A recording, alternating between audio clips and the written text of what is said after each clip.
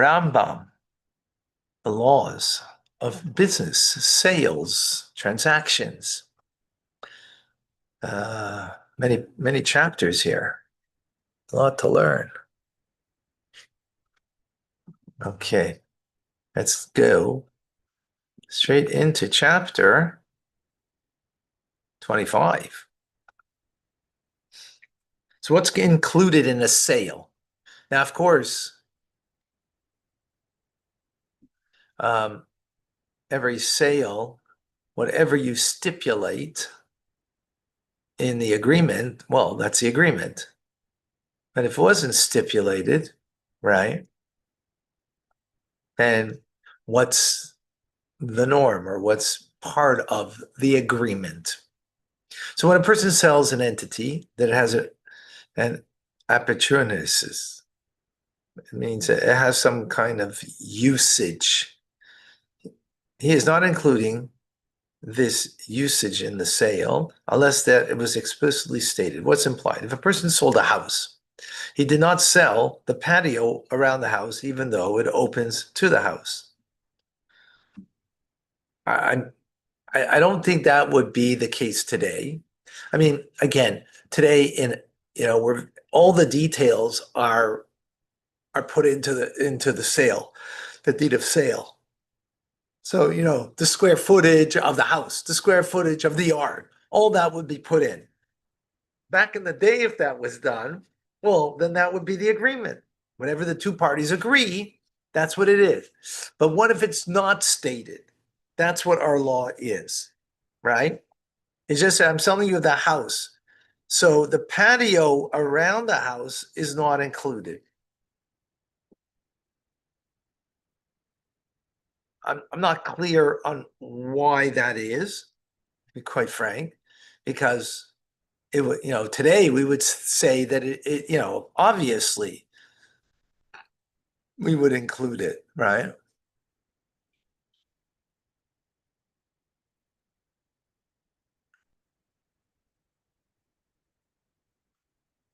Does it say anything there? I don't see anything. Explain. There's a note here. Yeah, what does it say? Says, from Kasef Mishan states that this refers to a patio built outside the house. If, however, the patio is within the house, for example, a house that has a courtyard that surrounds on all sides, the courtyard is automatically sold to the house. Okay. So it seems over here that they had back in the day patios that were not subordinate to the house. That's the key. That's the key here in understanding. If it's subordinate to the house, so then it's part of the house. If it's not, so then it's a thing for itself, right? And therefore it's not automatically considered to be part of the sale. Again, if you are clearly stating as such, then that's not an issue. We're talking about if you didn't, right? So when does this apply? When the patio is 4 cubits or more wide. If it's smaller than this, it is considered to be part of the house. Aha.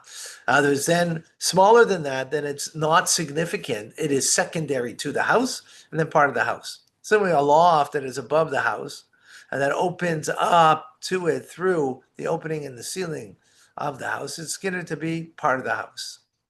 Question here. Yeah. I cannot see how people are selling a house without the land because in my understanding and my experience, you sell the house with the property, the land itself. Yeah. So I think the way I'm actually, that was the question that we just asked, right? Exactly. How do we understand that? Today, we wouldn't understand it that way. I think the difference is because back in the day, around your house, including the patio, were part of the field where you did your livelihood. So I'm selling you the house. I'm not selling you my livelihood, right? I'm not selling you my livelihood. So the field, for sure, I'm not selling you. That's for sure, because that's my livelihood. This is my living. I'm selling you only a living quarters. I think the chiddush over here, the novelty is here. The patio is not subordinate to the house. If it's large enough, then it's maybe part of the field, so to speak, and part of my usage for livelihood. I'm not selling my livelihood. Right? Today, when you sell a house, are you selling your livelihood? No. A house is a house. Now, some people work in their house, but that's not the point. But the field outside is where you did your work. I'm not selling you that. Again, unless it explicitly stated. But in the definition of selling of a house is not the field. And the patio here, then, because it's large enough, I guess, goes together with the field and therefore is not considered subordinate to the house. So is this more of access? I think back in the day, urban and rural were the same thing. There was no such thing. I don't think there was, maybe I'm wrong, but I think everybody had some form of land that they made produce on. They had some form of land, even in, we're not talking, this is not 300 years ago. We're talking about 1,000 years ago. 1,000 years ago, you had land that was, where you raised you had your milking cow, you had different things. You had your sheep, you had your grazing land, right? That's where I made my livelihood. So it's separate. They didn't take the city bus to go into downtown so they could make their livelihood. Where did they make their livelihood? On their property. So right. So, but the property were this different, purposes. So I'm selling a living quarters. I'm selling just a living quarters. I'm selling my livelihood. Right. Today they're separated for the most part, right?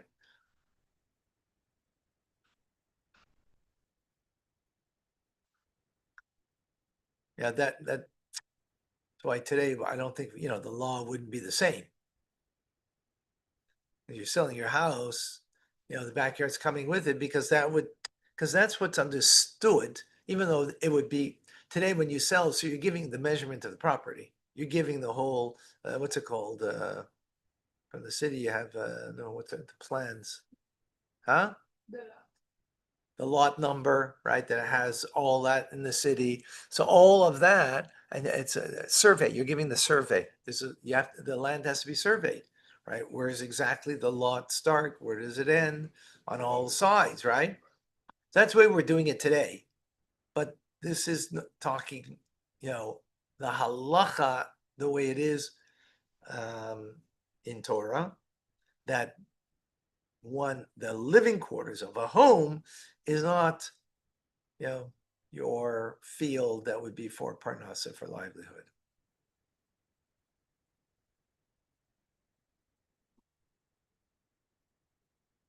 Okay.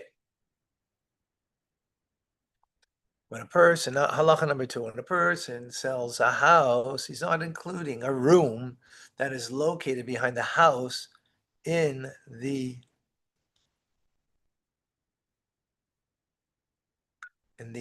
al. I don't know what that is. This applies even if it is included in the external borders of the property that the seller draws for the purchaser. Why?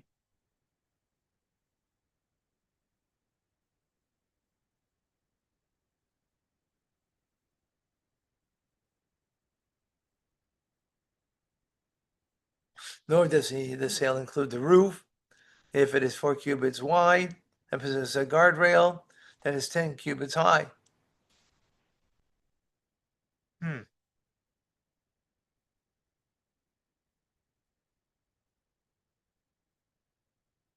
Nor does it include a water receptacle hollowed out in the ground, or a cistern that is built within a pit projecting above the ground. This applies even if he sold him the height and the depth of the property, as we explained above.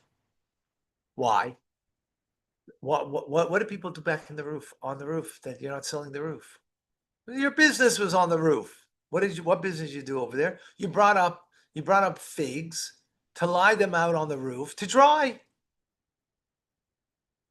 So it was, the roof was a separate entity to itself, right? Under the roof, the ceiling, that's part of the house. But on top of it, it was used for business practice. and therefore it's not included in the sale. Okay, again, anything that's stipulated between two people is, right? That's not the point over here. Because if you write a contract that the ceiling and on top of the roof belongs to me, right? If that's what the contract says, so then you don't have rights to it.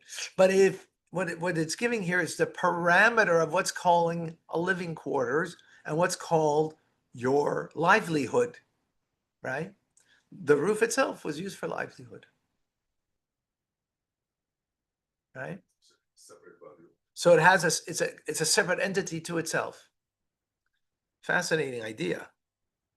Again, that doesn't, for us today, would not be the case. Right. So likewise, they had cisterns with water, right, pits and so on. All these things are not going with the sale.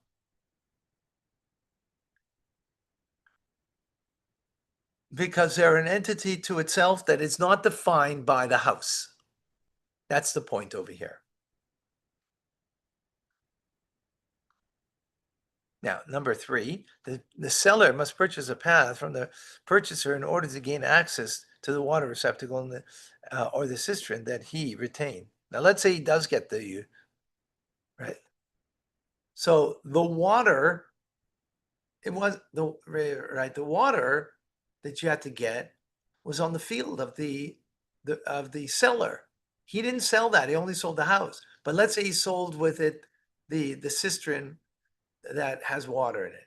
He'd have to buy a pathway to be able to get there. Otherwise, he's trespassing on someone else's property. Is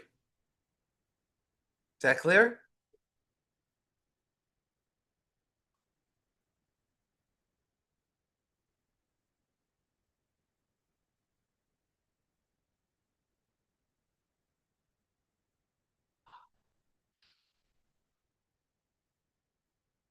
Okay.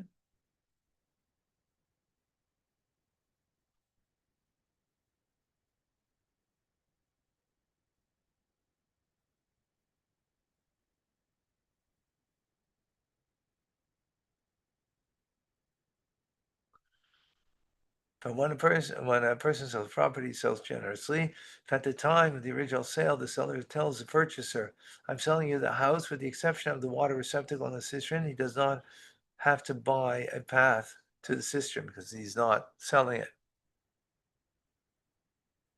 Similarly, when a person purchases a water receptacle or a cistern alone, the purchaser does not have to purchase a path. Instead, he may enter the seller's house and proceed as far as the cistern to fill his containers. That's interesting.